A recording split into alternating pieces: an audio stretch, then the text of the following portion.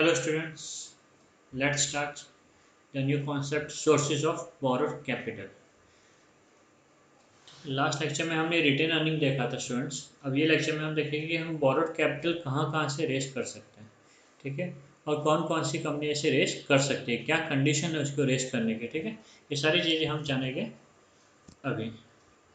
Okay, read कर लेते हैं। रीड करता रहूँगा, आपको हिंदी में ट्रांसलेट करता रहूँगा, ठीक है students. Only owned capital is not sufficient to carry on business activity of a joint stock company. A company need borrowed capital to supplement its own fund. ठीक है ना। ओन फंड खाली जो खुद का जो पैसा होता है इक्विटी शेयर होल्डर्स का या फिर रिटेन अर्निंग, वो इनाफ नहीं होता कोई भी बिजनेस को रन करने के लिए। जब भी ज़रूरत पड़ती है तो हमें क्या करना पड़ता है, हमें कुछ पैसे बोरो करने पड़ते हैं, ठीक है। तो ये सप्लीमेंट की तरह काम करता है कि जब भी हमें कुछ पैसे चाहिए, चलो हम क्या करते हैं, बोरो कर लेते हैं, ठीक है ना। Every trading company is entitle to borrow money. हर ट्रेडिंग कंपनी, जो भी कंपनी जो बिजनेस करती है, ट्रेड करती है, उसको बोरो करने का क्या हक है, अधिकार है। However it is a normal practice to have an express provision in the memorandum of association enabling a company to borrow money. But ये बेसिक रिक्वायरमेंट है, नॉर्मल प्रैक्टिस है कि जितने भी कंपनियाँ होती है वो अपने एमओए में ये अधिकार दे के रखती है, ठीक है ना। कंपनी के पास पावर दे के रखती है कि कंपनी इन फ्यूचर जब भी चाहिए तो वो लोन रेस कर सकती है। Memorandum authorise company to exercise borrowing power, whereas article of association provide as to who and by whom this power shall be exercised. Students, memorandum of association जो है वो क्या देता है कि कंपनी को ऑथराइज करता है कि तुम मनी बोरो कर सकते हो, बट कौन बोरो करेगा, कब करेगा, ठीक है ना, कैसे करेगी बोरो, ये सारे जो पावर्स है वो कहाँ पे लिखे होते हैं, आर्टिकल ऑफ एसोसिएशन में लिखे होते हैं, ठीक है ना। लोन को बोरो करने से ये जो रूल है, बोरो करने के लिए कितना करना है, कैसे करना है, कौन करेगा बोरो, ये सारे जो पावर्स है वो सब आर्टिकल ऑफ एसोसिएशन में लिखे होते हैं, ठीक है ना।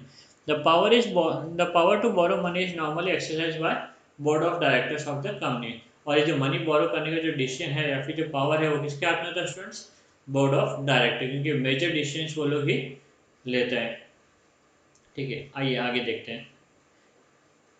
बहुत ही इंपॉर्टेंट है स्टूडेंट्स ये ऑब्जेक्टिव पॉइंट ऑफ व्यू, ठीक है ना। अ प्राइवेट कंपनी में exercise it's borrowing power immediately after incorporation.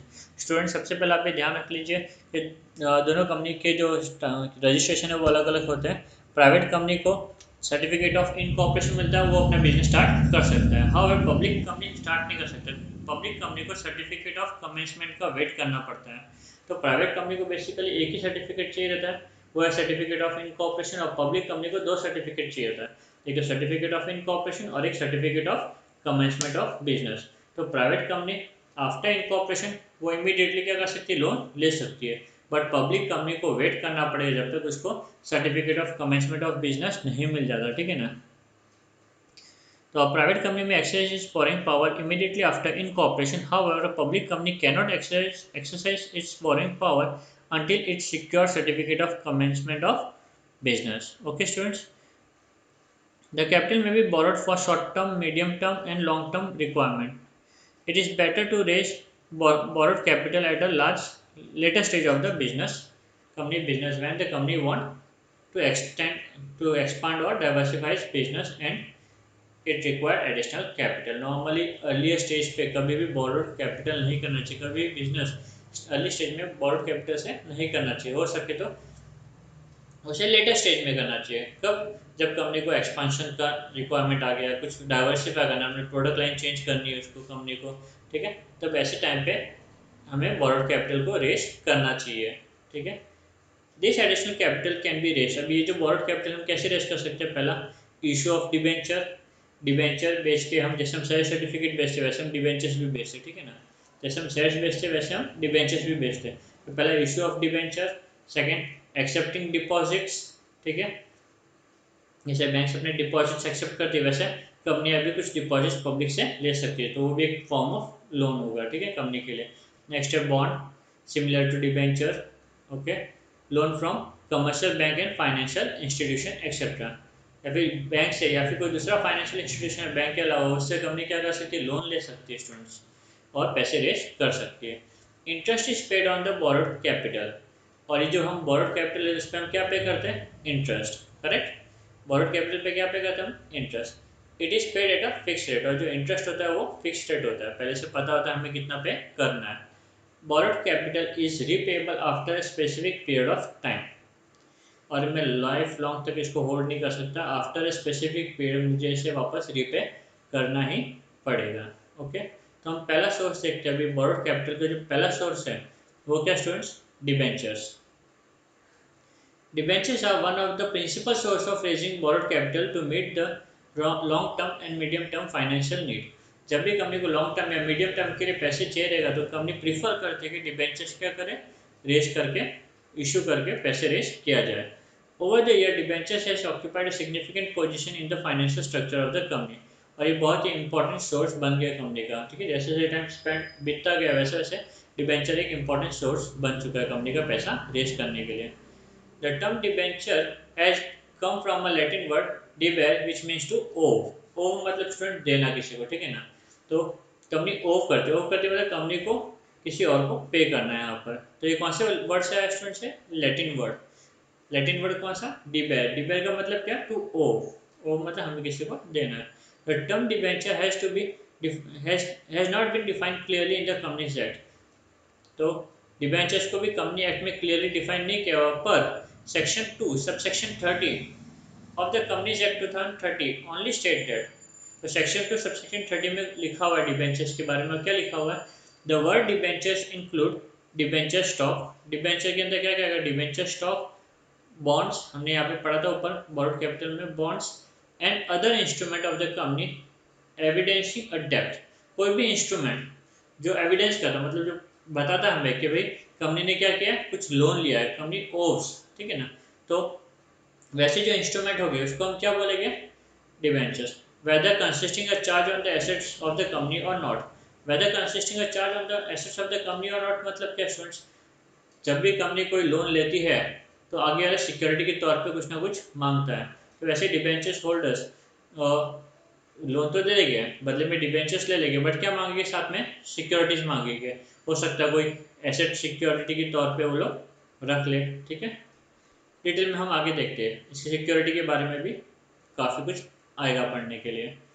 Under the existing definition, debentures include debenture stock. Debentures means a document which either creates an acknowledged debt। acknowledged debt मतलब क्या? Company accept करती है कि हाँ हमने आपसे loan लिया हुआ है। Ordinarily, debenture constitutes a charge on the ordinary debenture constitute charge on some property of the company, but there may be debentures without any such charge। Normal जितने भी डिबेंचर इशू होते हैं वो कंपनी के property के ऊपर कुछ charge के साथ में होते हैं, बट हो सकता है ऐसे चार्जेस नहीं भी हो डिबेंचर इशू करने के टाइम पे। ठीक है ना। पेलमर डिफाइंस, ठीक है, तो debentures has an instrument under the seal evidencing डेब्ट। तो डिबेंचर कुछ नहीं, एक इंस्ट्रूमेंट है, ठीक है, एक पेपर है जिसपे कंपनी ने सील मारा हुआ और वो कंपनी कह रही है कि हाँ मैंने आपसे क्या लिया हुआ, लोन लिया हुआ, एविडेंसिंग अ डेब्ट। The essence of it being admissible of indebtedness. तो ये प्रूफ होता है कि कंपनी ने पीपल से क्या लिया हुआ है, लोन लिया हुआ है। ठीक है, इंडेप्टनेस मतलब कंपनी ने लोन लिया हुआ है। टॉपहैम defines A debenture is a document given by the company has evidence of debt to the holder। ये एक टाइप का एविडेंस है जो कंपनी होल्डर्स को देती है एज अ प्रूफ के होल्डर्स ने क्या किया हुआ है, डिबेंचर होल्डर्स ने कंपनी में पैसे लगाए हुए, usually arising out of loan and most commonly secured by charges. ठीक है ना, और ये जो डिबेंचर्स होते हैं नॉर्मली सिक्योर्ड बाय चार्जेस होते हैं। According to our definition, debenture is an evidence of indebtedness. Students एक ही पॉइंट बार बार रिपीट हो रही है यहाँ पे अगर आप देखोगे, ठीक है ना। तो डेफिनेशन के हिसाब से क्या है, डिबेंचर कुछ नहीं, एक एविडेंस, एविडेंस मतलब एक प्रूफ है इंडेप्टनेस का। इंडेप्टनेस मतलब कंपनी ने लोन लिया हुआ है, ठीक है, तो वो एक क्या खाली एविडेंस है। It is an instrument issued in the form of debenture certificate under the common seal of the company. तो डिबेंचर क्या होता है, एक पेपर पे होल्डर का नेम, कंपनी का नेम, ठीक है ना, ये सब लिखा होता है, कंपनी का स्टैंप होता है, कॉमन सील होता है, डायरेक्टर्स और सेक्रेटरी का सिग्नेचर होता है, जो दर्शाता है कि कंपनी ने होल्डर से लोन लिया हुआ है। ठीक है ना। तो आइए देखते हैं डिबेंचर्स के कुछ फीचर्स, डिबेंचर्स क्या होता है, उसका फीचर्स क्या वो हम समझते हैं। ठीक है। सबसे पहला क्या होता है, डिबेंचर प्रॉमिस होता है। अभी किस चीज का प्रॉमिस वो देखते हैं। सब फर्स्ट पॉइंट कौन सा स्टूडेंट, प्रॉमिस। तो debenture is a promise by company that it owes specific sum of money to the holder of the debenture. तो जो भी बंदा डिबेंचर होल्ड कर रहा है, ठीक है, कंपनी को उसे कुछ पैसे देने, कंपनी को उसे कुछ पैसे देने, ठीक है ना। या फिर ऐसा बोल सकते कंपनी ने उससे कुछ पैसे लिए, ठीक है। तो पहले ये प्रॉमिस है डिबेंचर सर्टिफिकेट, ठीक है ना।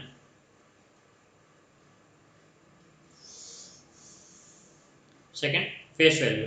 The face value of debenture normally carries high denomination, ठीक है। तो जो फेस वैल्यू होगा डिबेंचर का क्या होगा स्टूडेंट्स, हाई डिनोमिनेशन होगा। इट इज 100 और इन मल्टीपल ऑफ 100, 100 200 300 ऐसा मल्टीपल ऑफ 100 का मतलब, ठीक है। तो इसका जो फेस वैल्यू होगा नॉर्मली क्या होगा, हाई। सबसे कम इक्विटी का होता है 1 रुपीज़ और 10 रुपीज़ ऐसा, ठीक है। प्रेफरेंस शेयर्स का भी ज़्यादा होता है, 100 होता है। और डिबेंचर्स का भी कितना होता है, 100। Time of repayment, debentures are issued with the due date stated in the debenture certificate. जब हम डिबेंचर इशू करते हैं तो डिबेंचर सर्टिफिकेट के पीछे ही लिखा होता है कि भाई इसका रीपेमेंट कब होगा, कब ये ड्यू होगा। The principal amount of debenture is repaid on maturity date. जब मैच्योर हो जाता है डिबेंचर, जब ड्यू डेट आ जाती है, वो टाइम पे प्रिंसिपल अमाउंट मतलब जो वैल्यू होता है डिबेंचर का, वो उन्हें वापस रिपे कर दिया जाता है, ठीक है ना। Next, priority of repayment. Debenture holders have a priority in repayment of debenture capital over the other claimant of the company। तो सबसे पहला जब रीपेमेंट की बारी आती है, जितने भी लोग अगर है, बहुत सारे क्रेडिटर्स भी है, बट सबसे पहला किसको रीपेमेंट किया जाएगा स्टूडेंट्स, डिबेंचर होल्डर। इन्हें प्रायोरिटी दी गई है रीपेमेंट को लेकर, ठीक है ना। जितने भी क्लेमेंट है, सबसे पहला जो पेमेंट होगा वो किसको मिलेगा, डिबेंचर होल्डर को मिलेगा, ठीक है। Next, assure for repayment, assurance for repayment। Debenture constitute a long term debt, they carry an assurance for repayment on the due date, ठीक है। डिबेंचर्स क्या करते हैं, लॉन्ग टर्म डेट देते हैं, और हम उनको क्या करते हैं, एश्योर करते हैं आप टेंशन मत लीजिए, सबसे पहले आपको पेमेंट हो जाएगा। इसीलिए तो देखो ना, कई सारे डिबेंचर्स के ऊपर क्या होता है, सिक्योरिटीज चार्जेस, सॉरी, कई सारे डिबेंचर्स के ऊपर चार्जेस क्रिएट किए जाते हैं। नेक्स्ट पॉइंट इज इंटरेस्ट, ठीक है। Fix rate of interest is agreed upon and it is paid periodically in case of debenture. तो पहले से इसका जो रेट ऑफ इंटरेस्ट होता है वो पता होता है, और वो पीरियडिकली टाइम टू टाइम क्या किया जाता है, पेमेंट किया जाता है। जैसा भी कंडीशन लिखा हुआ है डिबेंचर सर्टिफिकेट के, वो हिसाब से लोग पेमेंट करते हैं। शेयर होल्डर्स को इंटरेस्ट मिलता है in the form of return, और डिबेंचर होल्डर को इंटरेस्ट मिलता है। स्टूडेंट ध्यान रखना आपको, ठीक है।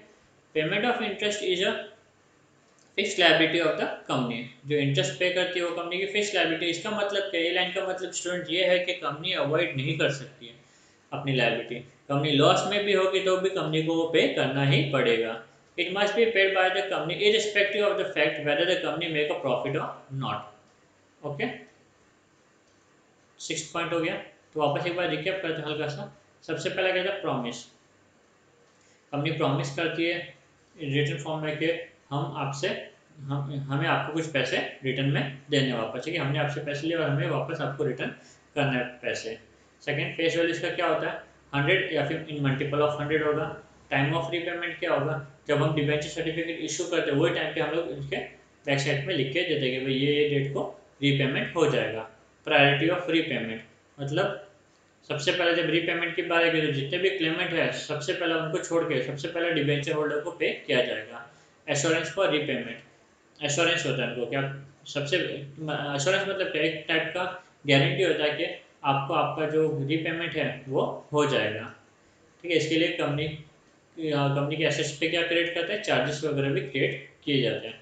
नेक्स्ट है इंटरेस्ट। इंटरेस्ट कैसे मिलता है, फिक्स रेट ऑफ इंटरेस्ट मिलता है, और कंपनी की लायबिलिटी फिक्स है, मतलब कंपनी अगर लॉस में भी जा रही है तो कंपनी को ये पे करना ही पड़ेगा।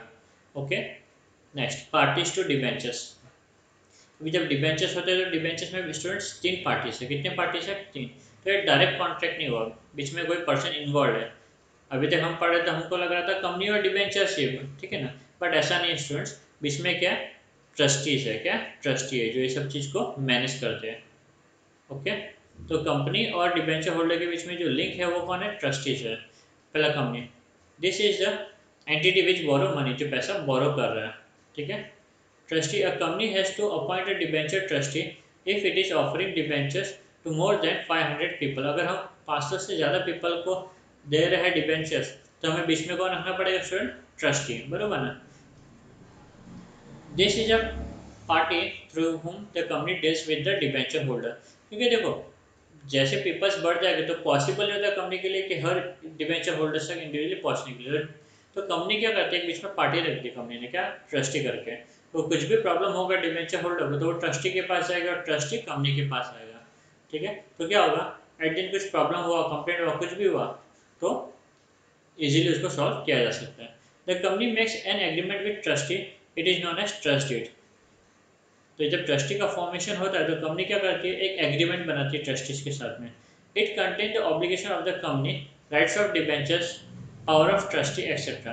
तो वो एग्रीमेंट में सब रूल्स एंड रेगुलेशन लिखा होता है कि कंपनी की क्या जिम्मेदारी है डिबेंचर्स के पैसों को लेके, डिबेंचर्स होल्डर्स के क्या राइट रहेंगे, और ट्रस्टी के हाथ में पावर क्या रहेगा, एंड ऑल। ठीक है, लास्ट पार्टी जो है डिबेंचर्स होल्डर। ठीक है, this are the party who provide loan and receive debenture certificate as an evidence. Debenture holders वो पार्टी है जो कंपनी को लोन देते हैं और बदले में क्या मिलता है उनको? डिबेंचर सर्टिफिकेट मिलता है एज अ प्रूफ कि उन्होंने कंपनी को कुछ पैसे दिए या फिर उन्होंने कंपनी में पैसे लगाए। ठीक है, next, authority to issue debenture. ये हमने ऑलरेडी पॉइंट पढ़ लिया सोर्सेज ऑफ क्या बोरोड फंड में, स्टार्टिंग में इंट्रोडक्शन में। According to companies act 2013 section 179 subsection 3, the board of director has power to issue debenture. Debenture कौन इशू कर सकता है student? Board of director. Next, status of debenture holder.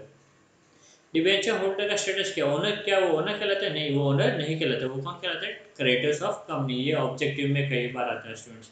Debenture holder is a debt of the company, तो हमें क्या लिखना है?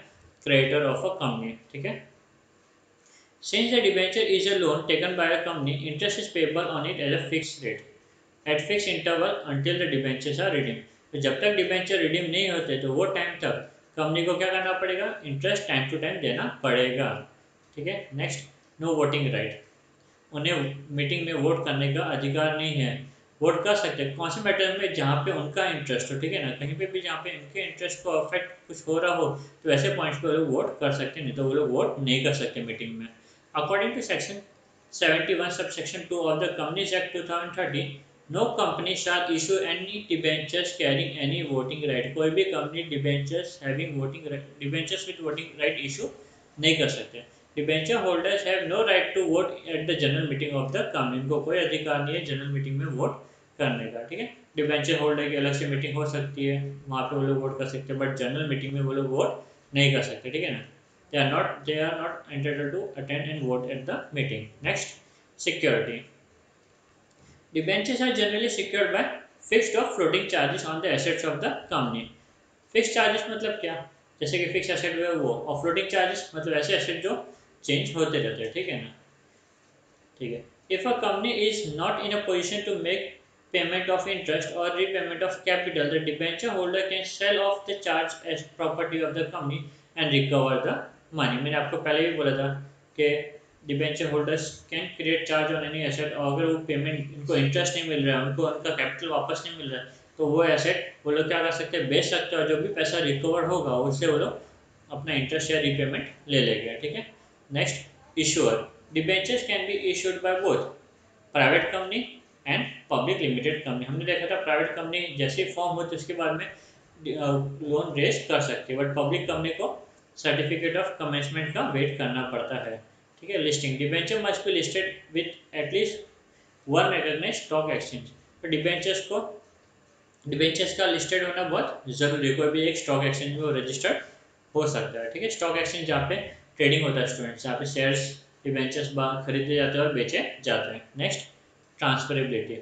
Debentures can be easily transferred through an instrument of transfer.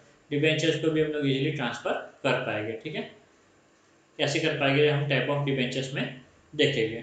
Okay student, तो ये 14 फीचर्स है जो हमने डिबेंचर्स के देखे। एट दी एंड कंप्लीट होने के बाद में डिबेंचर्स हम वापस पूरा रिकैप करेंगे। ठीक है, तो हमने पूरे फीचर्स देख लिए, चलिए तो अभी एक बार रिकैप कर लेते हैं। सबसे पहला क्या है? प्रॉमिस। तो डिबेंचर्स, डिबेंचर क्या है? एक टाइप का प्रॉमिस है। कौन करता है प्रॉमिस? कंपनी करती है। इसको होल्डर्स को कि भाई हमने आपसे इतने देर पैसे लिए और हम आपके स्पेसिफिक डेट में पे कर देंगे। नेक्स्ट है फेस वैल्यू, ठीक है, इसका फेस वैल्यू 100 होता है या फिर मल्टीपल ऑफ 100 होता है। Third time of repayment, time of repayment कहाँ पे होता है, डिबेंचर सर्टिफिकेट पे मेंशन किया हुआ रहता है, ठीक है। नेक्स्ट प्रायोरिटी ऑफ पेमेंट, जितने भी क्लेमेंट है सारे क्लेमेंट से पहले किसको पे होगा, डिबेंचर्स होल्डर को। Assurance of repayment, assurance of repayment मतलब उन्हें गारंटी दी जाती है कि आपको आपका पेमेंट मिलेगा, ठीक है ना। नेक्स्ट इंटरेस्ट, डिबेंचर होल्डर क्योंकि एक टाइप का लोन है, कंपनी को फिक्स रेट ऑफ इंटरेस्ट देना पड़ेगा और ये किसी भी हाल में देना पड़ेगा, ठीक है। ये फिक्स लायबिलिटी, इसका मतलब क्या, कंपनी लॉस में भी होगी तो उन्हें वो पैसे देने पड़ेंगे इंटरेस्ट के। पार्टीज, तीन पार्टीज है, कंपनी, ट्रस्टीज और डिबेंचर होल्डर। क्योंकि बहुत सारे डिबेंचर होंगे उनसे डील करना प्रॉब्लमेटिक हो सकता है, इसलिए कंपनी क्या करती है, जब भी 500 डिबेंचर होल्डर से ज़्यादा होगी तो कंपनी बीच में एक ट्रस्टी रखती है और डिबेंचर होल्डर से डील करती है, ठीक है ना। डिबेंचर होल्डर कौन, डिबेंचर होल्डर वो पार्टी है जो कंपनी को लोन देते हैं और बदले में डिबेंचर सर्टिफिकेट रिसीव करते हैं, ठीक है। अथॉरिटी टू इशू डिबेंचर, कौन इशू कर सकता है, बोर्ड ऑफ डायरेक्टर, ठीक है, उनको पावर दिया गया है। स्टूडेंट सेक्शन याद नहीं रहेगा तो प्लीज़ अवॉइड करना, ठीक है ना, एज पर स्पेसिफिक सेक्शन, ठीक है, या फिर as per required section. Status of debenture holder, debenture holder कौन होते हैं स्टूडेंट्स, क्रेडिटर ऑफ कंपनी होता है, ठीक है। डिबेंचर होल्डर कौन होता है, क्रेडिटर ऑफ कंपनी,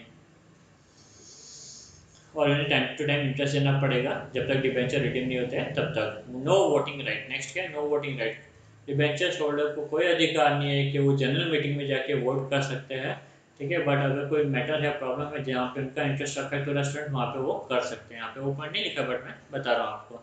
नेक्स्ट है सिक्योरिटी, ठीक है। नॉर्मली डिबेंचर जब इशू करते हैं तो उसके ऊपर क्या करते हैं, कुछ सिक्योरिटी सिक्योरिटी दे के रखते हैं, ठीक है ना, एज ए गारंटी। वो सिक्योरिटी फिक्स भी हो सकता है और फ्लोटिंग भी हो सकता है। फ्लोटिंग मतलब कीप ऑन चेंजिंग। अगर कंपनी अपना इंटरेस्ट या फिर बोरोड कैपिटल पे नहीं कर पाती है तो डिबेंचर होल्डर वो सिक्योरिटी को बेच के जो भी पैसा रिकवर्ड होगा उससे वो अपना पैसा रिकवर कर सकते हैं, ठीक है। नेक्स्ट इशूअर, ये कौन इशू कर सकता है, दोनों कंपनी, प्राइवेट कंपनी भी कर सकती है और पब्लिक कंपनी भी कर सकती है। Private company after certificate of incorporation, public limited company after certificate of commencement of business. Listing, listing होना जरूरी है कोई भी एक स्टॉक एक्सचेंज में, ठीक है, recognised stock exchange. Transferability can be transfer, इसके लिए इंस्ट्रूमेंट फिल करना पड़ता है, ठीक है students. Now move to type of debentures, okay. Okay students, अब हम देखते हैं टाइप ऑफ डिबेंचर्स। डिबेंचर्स के कितने टाइप होते हैं, तो सबसे पहले डिबेंचर्स, डिबेंचर्स को हम अलग अलग एंगल से देखेंगे। अगर मैं देखने जाऊँ debentures on the basis of security, security के हिसाब से, ठीक है, तो दो टाइप के डिबेंचर है। पहला सिक्योर्ड, सिक्योर्ड डिबेंचर और सेकंड क्या है, अनसिक्योर्ड डिबेंचर्स। इसका मतलब क्या सुन, सिक्योर्ड डिबेंचर मतलब क्या, जो डिबेंचर्स है उन्होंने किसी प्रॉपर्टी के ऊपर कोई चार्ज क्रिएट किया उसको बोलते हैं सिक्योर्ड डिबेंचर्स, ठीक है। They don't have to worry about repayment, कल को कंपनी पे नहीं कर पाई तो कंपनी क्या करेगी, उनके एसेट्स बेच के, सॉरी डिबेंचर होल्डर उनके एसेट्स बेच के पैसे रिकवर कर सकते हैं। अनसिक्योर्ड मतलब वो लोग किसी कंपनी के एसेट के ऊपर चार्ज क्रिएट नहीं कर सकते, ठीक है। नेक्स्ट है रजिस्टर्ड डिबेंचर और बैरर डिबेंचर। रजिस्टर्ड डिबेंचर मतलब स्टूडेंट वो डिबेंचर जिसका डिबेंचर होल्डर का नाम डिबेंचर सर्टिफिकेट के ऊपर लिखा होता है। ऐसे केस में कंपनी को डिबेंचर होल्डर का भी एक रजिस्टर मेंटेन करना पड़ता है, कौन कौन डिबेंचर होल्डर उनको मेंशन करना पड़ता है। नेक्स्ट है बैरर डिबेंचर, बैरर डिबेंचर मतलब शेयर सर्टिफिकेट जिसके ऊपर डिबेंचर होल्डर का नाम नहीं लिखा होता है, जो भी बंदा उसको होल्ड करेगा मतलब जिसके पास वो डिबेंचर सर्टिफिकेट होगा उसे ओनर माना जाएगा, ठीक है। नेक्स्ट है रिडीमेबल, रिडीमेबल मतलब क्या, कंपनी को रीपे करना पड़ेगा, रिडीम मतलब रीपे, बरोबर ना। तो ऐसे debenture on the basis of repayment, मतलब रीपेमेंट के पॉइंट ऑफ व्यू से देखेंगे तो क्या होगा, दो टाइप के होंगे, रिडीमेबल और इरिडीमेबल। रिडीमेबल मतलब कंपनी को रीपे करना पड़ेगा कुछ समय बाद में, और इरिडीमेबल मतलब company will not repay till the liquidation of a company, या फिर कुछ प्रॉब्लम हो जाए तब तक कंपनी रीपे नहीं करेगी। Next on the basis of conversion, ठीक है। कन्वर्जन मतलब क्या, एक फॉर्म से दूसरे फॉर्म में चेंज होना। तो यहाँ पे कन्वर्टेबल डिबेंचर्स अगर रहेंगे, convertible debentures or non-convertible debentures. Convertible debentures can be converted into equity shares, and convertible debentures are not converted, they are repaid at the end of the maturity, and convertible debentures get converted into equity shares after a specific period. Okay, now let's study in detail. पहले देखिए on the basis of security, दो type के, secured और unsecured. ठीक है, secured, the secured debenture, the debentures can be secured, the property of the company may be charge as security for loan. तो company को loan चाहिए तो उसके लिए कंपनी क्या करेगी, उनकी कोई प्रॉपर्टी जो होगी वो एज ए सिक्योरिटी दे देगी, इसलिए इनको सिक्योर्ड डिबेंचर बोला हुआ स्टूडेंट. ठीक है ना. The security may be for some particular asset, other वो फिक्स एसेट होगा, it may be the asset in general, floating asset. ठीक है, जैसे स्टॉक्स वगैरह हो गए. ठीक है ना, स्टॉक जो होता है कंपनी का वो हो गया, एग्जांपल ले लो, उसको बोलते हैं हम लोग floating charges. Debentures are secured through trust deed. Okay, तो बीच में एक ट्रस्टी होता है, मैंने देखा था, तीन पार्टी होती है.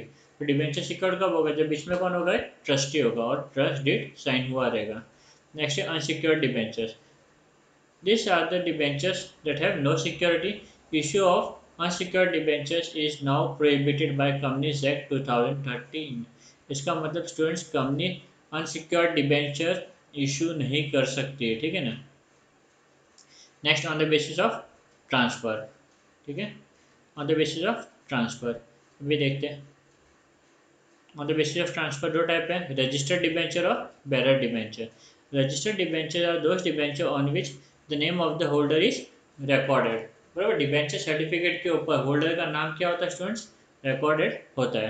नेक्स्ट है company maintain register of debenture in which the name, address and the particular of holding debentures are enter.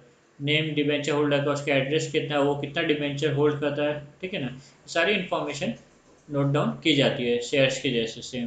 The transfer of the registered debenture require the execution of transfer deed. अगर आपको ऐसे debenture transfer करना है तो आपको एक transfer deed execute करनी पड़ेगी, मतलब साइन करनी पड़ेगी. ठीक है ना, सबमिट करना पड़ेगा कंपनी के पास. Next, bearer debenture. Name of the holders are not recorded on the bearer debenture. तो बेरर डिबेंचर के ऊपर होल्डर का नाम नहीं लिखा होता है. Their name do not appear in the register of debenture, और ना तो उनका नाम रजिस्टर ऑफ डिबेंचर पे लिखा जाता है. Such debenture are transferred by mere delivery. Mere delivery मतलब क्या, खाली एक बंदे ने दूसरे बंदे को दे दिया तो ट्रांसफर हो जाता है, दैट्स इट. मतलब जो होल्ड करेगा वो कौन होगा, उसका ओनर होगा. Payment of interest is made by means of coupon attach to the debenture certificate. और जो इंटरेस्ट की बात आएगी तब क्या होगा, कूपन अटैच होते हैं स्टूडेंट्स. डिबेंचर सर्टिफिकेट के साथ में कुछ कूपन्स लगे होते हैं, वो कूपन्स लेके आना होता है. In exchange of coupons they get interest. Okay, next देखते हैं हम on the basis of repayment. Repayment का दो केस है, दो टाइप है, एक तो है रिडीमेबल डिबेंचर और दूसरा है irredeemable debenture. Debenture are mostly redeemable. Normally debentures कैसे होते हैं, रिडीमेबल ही होते हैं, that is payable at the end of some specific period. कुछ स्पेसिफिक पीरियड जितना भी होगा उसके बाद में उनको रीपेमेंट कर दिया जाता है as mention on the debenture certificate, और वो पीरियड डिबेंचर सर्टिफिकेट के ऊपर क्लियरली मेंशन किया हुआ होता है. Repayment can be made at a fixed date at the end of a specific period और by instalment during the life time of the company. Either एक फिक्स डेट को कर देंगे या फिर एक फिक्स डेट को कर देंगे, या फिर फिक्स स्पेसिफाइड पीरियड, जो भी पीरियड बोला रहेगा उस टाइम पे कर देंगे, या फिर इंस्टॉलमेंट के बेसिस पे करती रहेगी कंपनी. ठीक है ना, repayment. The provision of repayment is normally made in the trust deed. ये रीपेमेंट कैसा होगा, ये ट्रस्ट डीड में मेंशन किया हुआ रहता है. ओके, नेक्स्ट है irredeemable debenture. This kind of debentures are not repayable during the life time of the company. ठीक है, इसका कोई रीपेमेंट नहीं होता है जब तक कंपनी बंद नहीं होती तब तक. They are repayable only after the liquidation of the company. कब रीपेमेंट होगा, जब कंपनी क्या होगी, लिक्विडेट मतलब बंद होगी, या फिर when there is a breach of any condition, या फिर कोई कंडीशन थी जो तोड़ दी गई. ठीक है ना, कंपनी ने कुछ कंडीशंस रखी हुई, वो कंपनी उस कंडीशंस पे फुलफिल नहीं हो पा रही है, तो वैसे केस में रीपेमेंट होगा. ठीक है, या फिर और व्हेन सम कंटीजेंसी अराइज, कुछ प्रॉब्लम अगर आ गए तो वो केस में डिबेंचर्स रिडीम होंगे, या ये अगर प्रॉब्लम नहीं आती तो ये रीपेमेंट नहीं होगा कभी भी. ठीक है ना, लिक्विडेट होने पे ही होगा. ओके, तो हमने देखे अलग अलग केसेस जब इरिडीमेबल डिबेंचर्स रिडीम हो सकते हैं. पहला था liquidation of a company, second breach of any condition, और third when any contingency arise. And last on the basis of conversion, on the basis of conversion student, ठीक है ना। Convertible debentures give right to the holders to convert them into equity share after a specific period of time. एक specific period के बाद में debentures क्या हो जाते हैं, शेयर इक्विटी शेयर्स में क्या हो जाते हैं स्टूडेंट्स, कन्वर्ट हो जाते हैं। सच right is mention in the debenture certificate, और ये राइट के बारे में डिबेंचर सर्टिफिकेट पे लिखा हुआ रहता है clearly. The issue of convertible debenture must be approved by special resolution in general meeting before they are issued to public. Public को इशू करने के पहले ऐसे डिबेंचर्स पब्लिक को इशू करने के पहले जनरल मीटिंग में स्पेशल रिजोल्यूशन पास किया हुआ होना जरूरी है। क्यों? क्योंकि स्टूडेंट्स क्रेडिटर्स क्या बनने वाले, ओनर्स बनने वाले, बरोबर ना। वो क्रेडिटर्स जिनको अलाउड नहीं था मीटिंग में, वो भी आके हमारी मीटिंग में बैठने वाले हैं, ठीक है ना, इक्विटी शेयर होल्डर्स की मीटिंग में बैठने वाले। इसीलिए ये टाइप के डिबेंचर्स को इशू करने के लिए जनरल मीटिंग में स्पेशल रिजोल्यूशन पास करना पड़ता है। स्पेशल रिजोल्यूशन मतलब ऐसे रिजोल्यूशन जहाँ पे 75% से ज़्यादा का अप्रूवल हो, ठीक है। This debentures are advantages to the holder, और ऐसे डिबेंचर्स बहुत फायदेमंद होते हैं। क्यों? Because of this conversion right, because of this conversion right convertible debentures is entitled to equity share at a rate lower than the market value. Because ये conversion right की वजह से क्या होता है स्टूडेंट्स, ये डिबेंचर होल्डर जो होते हैं उनको इक्विटी शेयर्स मिल जाता है, वो भी मार्केट वैल्यू से बहुत ही कम रेट में। मार्केट वैल्यू ज़्यादा रहेगा तो इनको कम रेट में वो डिबेंचर्स इजीली मिल जाते हैं। Next है non-convertible debentures. Non-convertible debentures are not converted into equity shares on maturity. वो equity shares में convert नहीं होते maturity के टाइम पे। These debentures are redeemed on maturity. जब maturity होगी तब उनको redeem कर दिया जाता है। These debentures suffer from the disadvantage as there is no appreciation in value. ये disadvantage क्या है कि डिबेंचर्स का जो वैल्यू होता है कभी बढ़ता नहीं है, जितने का डिबेंचर्स होता है उतना ही उसका वैल्यू होता है, उसमें चेंजेस नहीं आते कभी स्टूडेंट, ठीक है ना। तो उनका अप्रिसिएशन होता है। बट कन्वर्टेबल होगा तो क्या होगा, लिया था हमने फिक्स रेट में, बाद में जब इक्विटी शेयर्स का वैल्यू बहुत ज़्यादा रहेगा तो भी अपने को क्या होगा, वो कम रेट भी क्या हो जाएगा, मेरा अप्रिसिएशन हो जाएगा ना, कम रेट में भी मैं ज़्यादा खरीद पाऊंगा, तो उसकी वैल्यू क्या हो जाती है, बढ़ जाती है डिबेंचर सर्टिफिकेट की। तो ये एडवांटेजेस है कन्वर्टेबल डिबेंचर्स डिबेंचर होल्डर के लिए, और नॉन कन्वर्टेबल डिबेंचर्स डिसएडवांटेजेस है, ठीक है स्टूडेंट्स। ओके, अभी एंड करने के पहले एक बार हम लोग क्या करेंगे, क्विक रिकैप करेंगे। क्या करेंगे, क्विक रिकैप। जितना भी हमने पढ़ा है हम एक बार वापस रिकैप कर लेते हैं। सबसे पहले क्या दिया हुआ है, sources of borrowed fund, sources of borrowed capital. तो कौन कौन से सोर्सेज है, शॉर्ट में हम लोग रिकैप करते हैं। A company need to borrow capital to supplement its own capital, ठीक है। कंपनी को बोरो करना पड़ता है क्योंकि खुद के कैपिटल इनफ नहीं पड़ते, तो कंपनी हर टाइम कैपिटल रेज नहीं कर सकती। तो वो केस में क्या होता है, कंपनी बोरोड फंड एक सप्लीमेंट की तरह काम करता है। Next, every trading company is entitled to borrow capital. जितनी भी ट्रेडिंग कंपनी है उनको कैपिटल बोरो करने का अधिकार है। और ये अधिकार कौन देता है, एमओए। एमओए अलावा पावर, एमओए अलावा company to borrow capital, MOA allow करती कंपनी को कैपिटल बोरो करने के लिए। AOA provide that who and by whom this power shall be exercise. और एओ क्या बोलता है, अथॉरिटी देता है कि कौन बोरो कर सकता है, ठीक है ना, और हम किससे बोरो कर सकते हैं, ठीक है। Next, power to borrow money is exercise by board of director. तो ये जो बोरो करना है, ठीक है ना, बोरोड फंड बोरो करना है, वो कौन एक्सरसाइज कर सकता है, बोर्ड ऑफ डायरेक्टर कर सकते हैं। They can decide when to borrow, कब बोरो करना है, कितना बोरो करना है, ठीक है। Next, private company can borrow capital after incorporation, और public company can borrow capital after certificate of commencement of business. Correct, ये पॉइंट पे मैंने बहुत जोर दिया था। Next, borrowed capital can be raise by, कैसे रेज कर सकते हैं, इशू ऑफ डिबेंचर, जो हमने अभी देख लिया है। नेक्स्ट, एक्सेप्टिंग डिपॉजिट, जो हम आगे देखेंगे, ठीक है ना, बॉन्ड्स, या फिर loan from bank and financial institution etcetera. ये सारे तरीके जहाँ से मैं पैसे क्या कर सकता हूँ स्टूडेंट्स, बोरो कर सकता हूँ।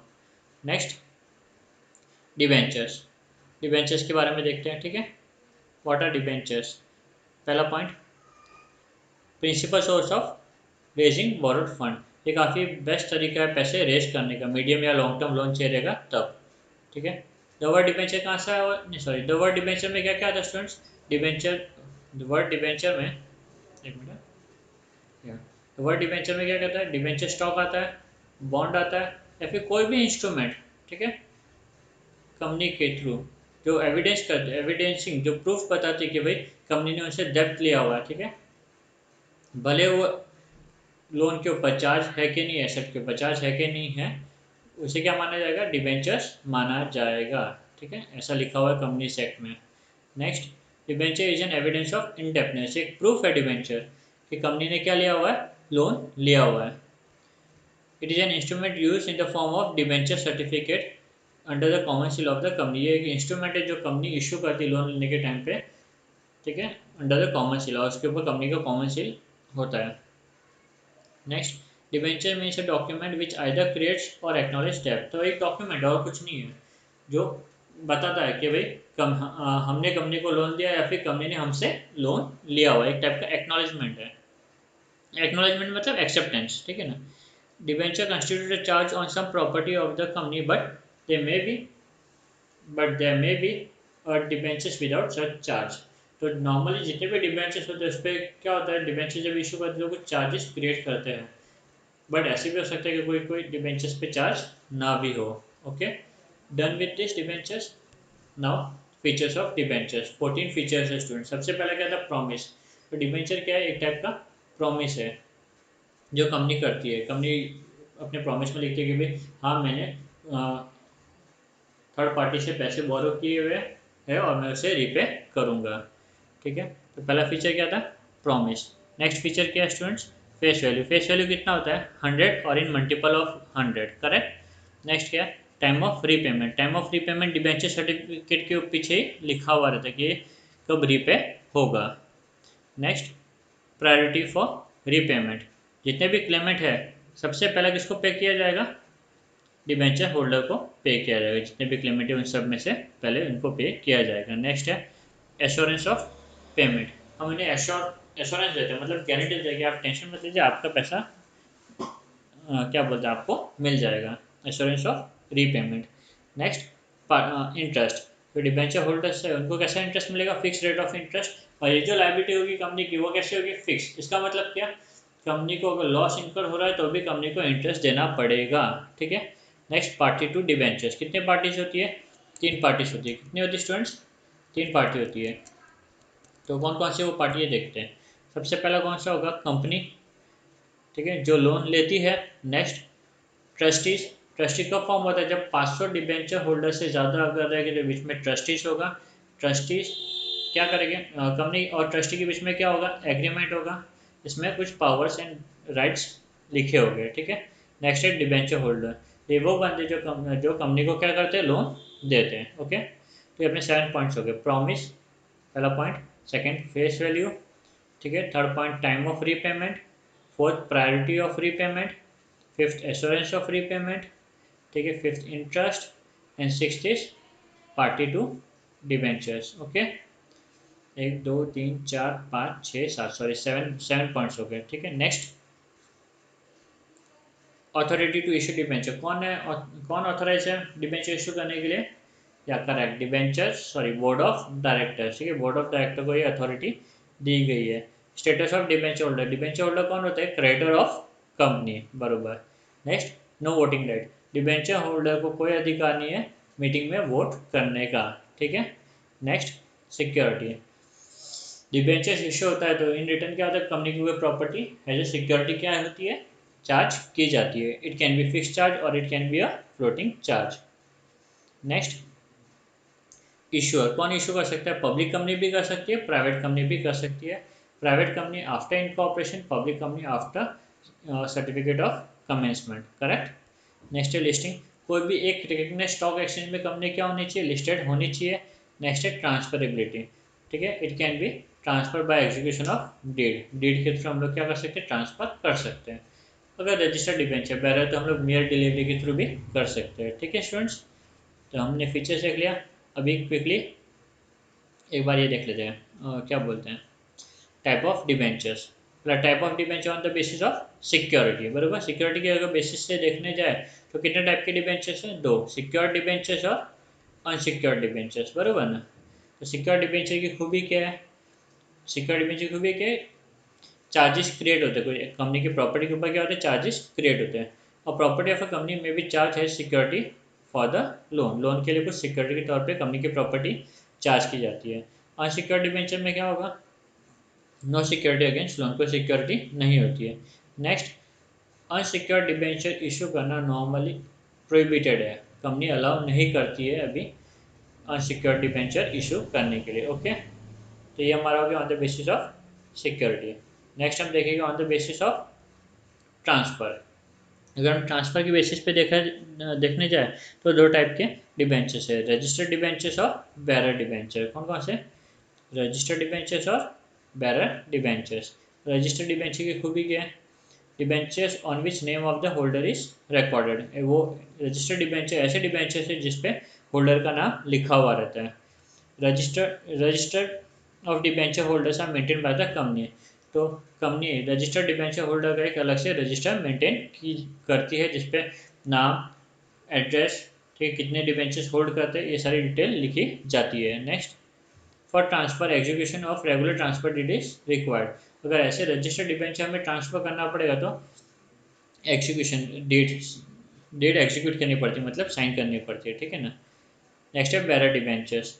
नेम ऑफ डिबेंचर्स पे क्या होता है? रिकॉर्ड नहीं किया जाता है। नेक्स्ट, क्योंकि नाम नहीं है, ठीक है ना, डिबेंचर्स के ऊपर, the holder of bearer debentures name does not appear in the register of debenture, इसलिए उनका नाम रजिस्टर ऑफ डिबेंचर पे भी नहीं है। डिबेंचर पे नाम नहीं है तो रजिस्टर ऑफ डिबेंचर पे भी नाम उनका नहीं रहेगा। नेक्स्ट, ट्रांसफर बाय मियर डिलीवरी, खाली दे दो, हाथ पकड़ा दो और ट्रांसफर हो जाएगा। Next, interest are paid by means of coupon. Interest कैसे जाता है ऐसे डिबेंचर्स पे?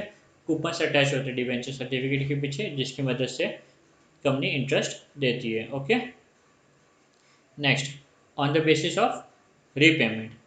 ठीक है, कितने टाइप इसमें? दो। पहला है रिडीमेबल, नेक्स्ट है इरेडीमेबल। ओके, अनरिडीमेबल नहीं स्टूडेंट्स, बहुत से बच्चे लोग अनरिडीमेबल लिख के आ जाते हो, इट इज़ इरेडीमेबल। ठीक है, तो फीचर्स क्या रिडीमेबल के देखते हैं।